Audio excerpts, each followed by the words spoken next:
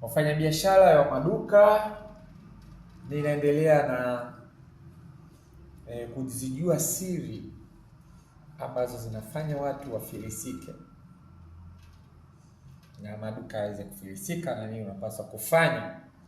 Kabla ya yote, tunaelekea kwenye kongamano la vijana mabilionaires. Tuna lengo la kutengeneza mavijana billionaires ambao watakuwa na uwezo wa kusajili makampuni, usajili wa makampuni, kusimamia, kuhakikisha vijana wanasajili makampuni, wanafuata taratibu, wanalipa kodi na pia wanaaminika. Kwa hiyo tuna program maalum tunaianzisha kuweka katika kongamano letu. Programu hii, wewe unataka kusajili kampuni, wewe tuwasiliana na sisi, tutakusajilia kampuni huku ukiendelea kutulipa kidogo kidogo. Inawezekana kinachokukwamisha wewe kusajili kampuni yako ni kwamba hauna ile gharama za pamoja za kuweza kulipa.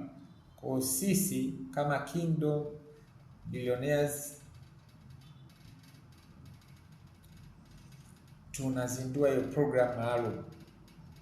Tutakusajilia kampuni, tutasimamia mifumo yako ya TRA kuhakikisha kwamba umefanya makadirio, umekuwa registered, umefanya e-filing zote za TRA ambazo ni bure. Huduma zote hizo za online tutazitoa bure TRA. Wewe gharama ambazo utapaswa kuzilipa zaidi ni zile za umbrella, huduma za umbrella ambazo utalipa kidogo kidogo. Lengo tunataka vijana wafungue makampuni.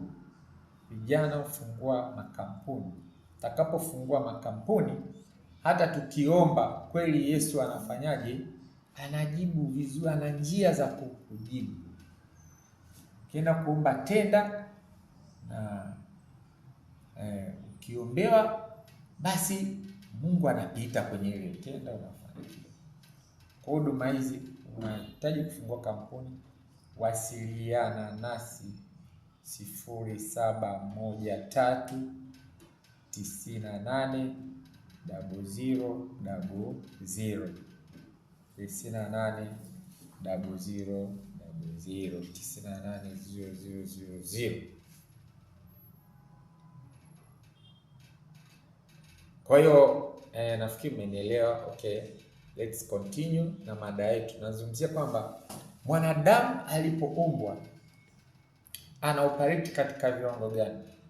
Ana operate katika viwango vya mtoto wa Mungu.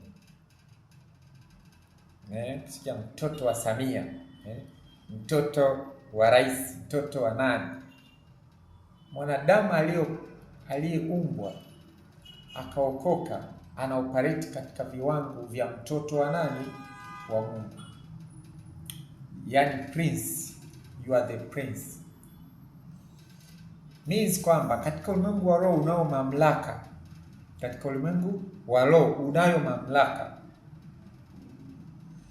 Na mamlaka hayo, mtu yoyote mwenye mamlaka huwa ana vitu viwili. Mamlaka yake huwa inathibitishwa kupitia muhuri. Mamlaka yake huwa inathibitishwa kupitia andiko. Ndio maana ikitolewa amri ya kitu fulani inatolewa kwa njia ya andiko. Kwa kuandika ni mamlaka ambayo mtu mfanya biashara mwenye duka lazima, usipoitumia hii mamlaka, duka lako, ina maana wachawi ndio watakupangia wewe leo uonekane umeuza kiasi gani. Unaweza leo umeuza 200,000 kwa sababu huandiki. Wachawi watachukua ile daftari, wataibadilisha 200,000 itakuwa 20,000. Na wewe kwa sababu hakuna sehemu ulivyoandika. Unapoandika maana yake ile ni muhuri umeutia katika ulimwengu wa roho. Wachawi hawawezi kubadilisha zile pesa, zitapotea ovyo ovyo. Lakini ukiwa unafanya biashara ya duka alafu huandiki, maana yake ni kwamba wachawi wana uwezo kukubadilishia. Umeuza shilingi 200,000, wakakuletea matatizo ya 1,500,000 ukabaki na 50,000 kwa sababu kuandika. Kwa sababu kuandika kutakusaidia kujua kwamba zaka utalipa kiasi gani, sadaka utalipa kiasi gani, na faida yako ni kiasi gani. Wafanyabiashara nyie Kariakoo, lazima uwe na vitabu vitatu. Cha kwanza cha pesa inayoingia, cha pili cha pesa inayotoka, cha tatu cha madeni unaodai watu. Mwenye duka umenisikia? Hii ni kanuni ya ulimwengu wa roho. Kwa sababu usipoandika manake ile pesa inakuwa haijashikiliwa kwa mamlaka, kwa sababu kuandika ni mamlaka. Kuandika ni mamlaka. Manake unaiamuru ulimwengu wa roho usibadilishe ile figa ile pesa uliyouza. Na kutamkia neema ya Mungu, na kutamkia baraka, ufanikio uendako. Tunaingia katika kongamano kubwa sana mwezi wa 4 Kimara Temboni. Yani, can you imagine? Unakosaje ile kongamano?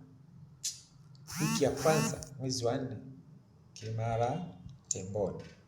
Mungu akusaidie uje ukutane na the powerful, amazing, wonderful night ambao you will never forget it in your life. Don't miss please. Nakualika Kimara Temboni, kongamano la Mwana Kondoo.